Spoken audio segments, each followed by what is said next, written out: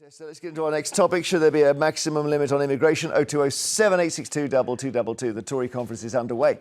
One of the contenders to lead the party, Robert Jenrick, says he wants a cast iron cap on net migration. That is the number of extra people in the country when you subtract those who've left from those who've arrived.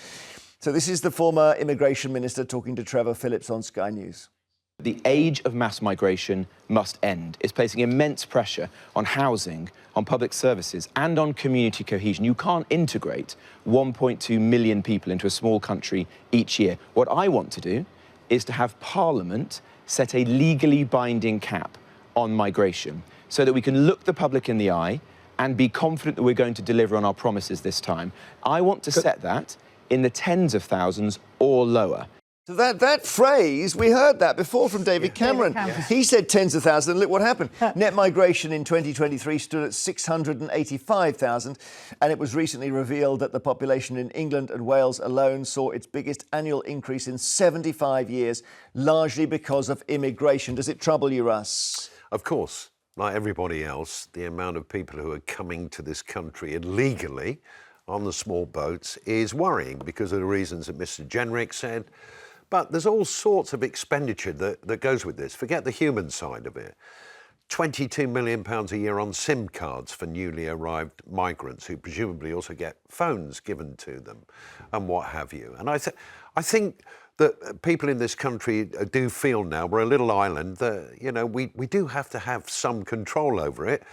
The current government have said that they're going to stop the boats. The Tories before them said they're going to stop the boats. Nigel Farage wants net zero migration. I mean, all of these are great words, but nobody's managed to do it. But the funny thing is that the most of these numbers, if you're looking at 700,000, yes, most of that is legal. So it is not the small boats. It's people who've applied. Maybe students have come over who brought mum and dad, whatever it is. So is it realistic to bring that down, Tessa?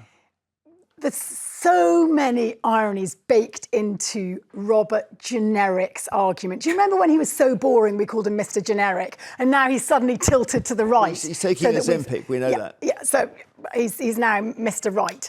And he's wanting to be leader of the Conservative Party, and really the Labour Party are doing the job of the leadership campaign because there's so much going wrong for Labour that these wannabe leaders really should just say less and they'd win more popularity. But just let's drill down into the idea of immigration being the catch-all for Britain's ills.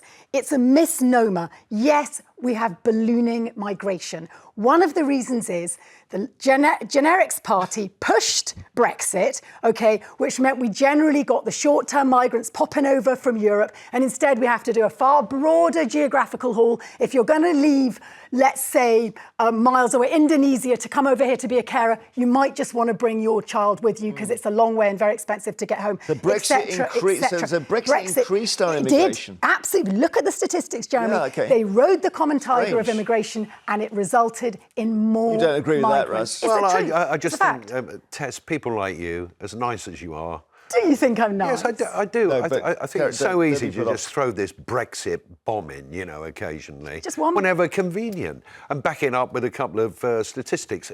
Are they real or is it jiggery-pokery? No.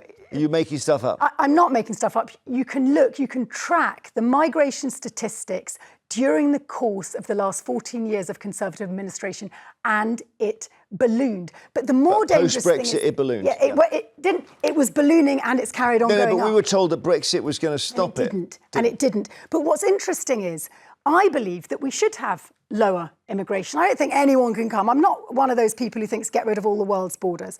But what concerns me greatly is that we blame migrants who we predominantly invite in. We advertise aggressively, I know. I've been in countries, I've been in Romania, where at the same time as the Brexit campaign was running, we were aggressively advertising over there for their doctors and nurses. Right. So we invite these people in because we need them to plug holes in our workforce. Is it realistic to say we don't need as many people, we should get the number down? Yes. Yeah, totally. So maybe to say 100,000 instead of 700. Well, the problem is... Because that's tens of thousands, it'll be 100. Let's say you drop that net migration figure to 100,000 a year. What happens if all of a sudden we need 110,000 doctors? Well, that's it. So that's where there is a problem. I think it's a very difficult thing to do for people to accept without connotations of all sorts of horrible things to do with people coming from abroad and people who shouldn't be here. And I think we should just be sensible and reasonable in what we do. And, you know, official migration is a lot different to the other sort of migration that we're seeing that's completely and But it's utterly much bigger. out Official of migration control. is far bigger. If you look, over 1 million people came legally into the UK last year. And how many people left? Slightly over 400,000 people left. So 600,000. Where are all most the of ones them who illegal. leave? Where are they going? I mean, are they going to live on the Costa del Sol? Are they Some. going to go and work in Canada? Is it retiree? I don't know. Doctors going to Australia, Is there any going way to of tackling America? this by getting more people to leave the country? Well, Criminals, for arguably, example. often those who leave are the highly skilled, and you don't necessarily want to leave your highly skilled. You've paid to train them and you want to keep them here. But that's one way to get net migration down, is to look at the other end of it. I just have a hunch, Jeremy, that the Conservative campaign leadership is not looking to drive away Britons. They are campaigning heavily on the anti-migrant note. All I would say is if you cap migration and then Robert Jenrick's mother needs a carer, where's she going to come from? OK, we'd love your calls on this. 020 7862 2222.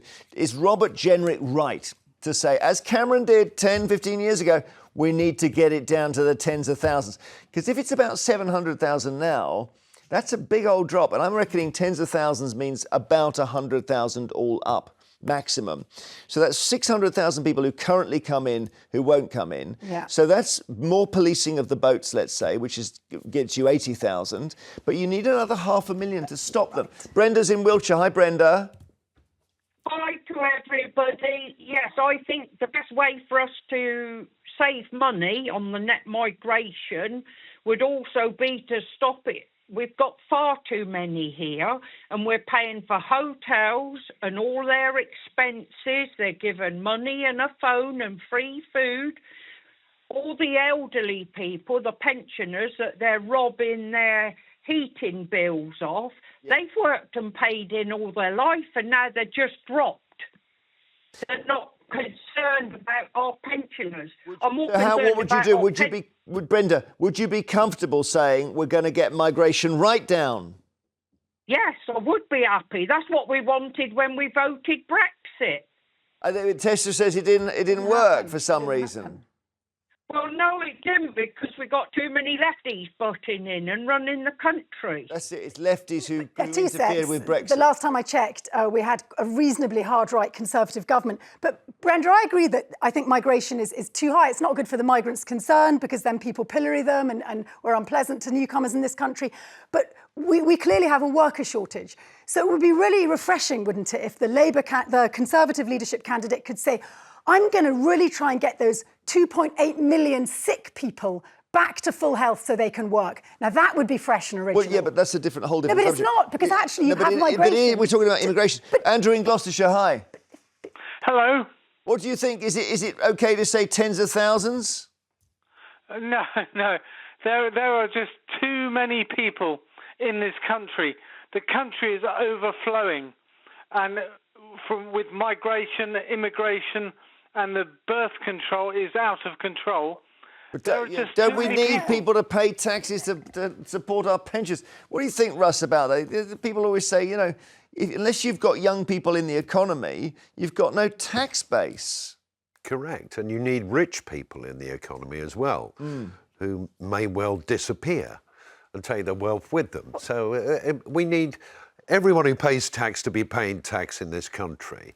And, you know, I think we would all generally accept that the amount of benefits that are being paid out at the moment are extortionately high. Tessa, I hear your point about the sick workers. Get them back to work. I do understand the connection now. Get them back to work, and then you don't need migrants. Yeah. And also, people say things to scaremonger. Birth control, as I keep saying, at an all-time low, our birth rate in this country. And in the 1980s, we had 4 workers to every elderly person in this country. Now we have almost 2 to 1. Every elderly person. But that's because we're living longer, partly. And that means we need people to look after our elderly. What was he? So Andrew, you said the country's full, yeah? Absolutely, and the number of old people. I've been looking after a lady who was 97 years old, and she still lived in her own home. And she died eventually because she kept falling over. but the country is full of old people, and they all need care, and they're all living longer. But, what can you do? You can't stop that. The people are living longer, and there will be a need. So you're the 97-year-old lady you were looking after, and then she sadly died, did she? She did. She fell over. When I'd left, she fell over. And it was only when the night staff who look after her at night went to visit her, they found her on the floor. Yeah. And she died that time. But 97, if we all live to 97, well, you say that. If we all live to 97, the country is bankrupt. Yes. Maybe it is anyway. Hang on a minute. Unless A we keep long working. life is a sign of a rich country. We were not living to 97 on average 100 years ago. No, but 51. But let's look at our economic base and work out how we can best support those elderly. It's not by pillorying You want to have migration, I know. Sandra in Fife, hi. If we're going to live to 97, we're going to need these immigrants. Well, I don't really know about that. I mean, maybe our own will maybe look after us or the younger ones. But what I'm phoning about, Jeremy, is you know how earlier on you were talking about that when people come over here to go to universities and things like that and they bring their parents with them. I don't understand why that has to happen, because if you choose to go abroad to do your degrees and everything, just like what my daughter done, and I gave her all my savings and she went to Australia to do physical education because it's that big out there. I didn't get to go there. I couldn't afford to get my job and my son's job. No, it's like, I mean, I don't. When I was at university, I did not bring my mum and dad. No. With the idea they're sitting down the end of the table in the refectory, No, Sandra, thanks. Good point. And it would be nice to go and do a bit of, physical education in Australia. Later, it's the papers and everything else.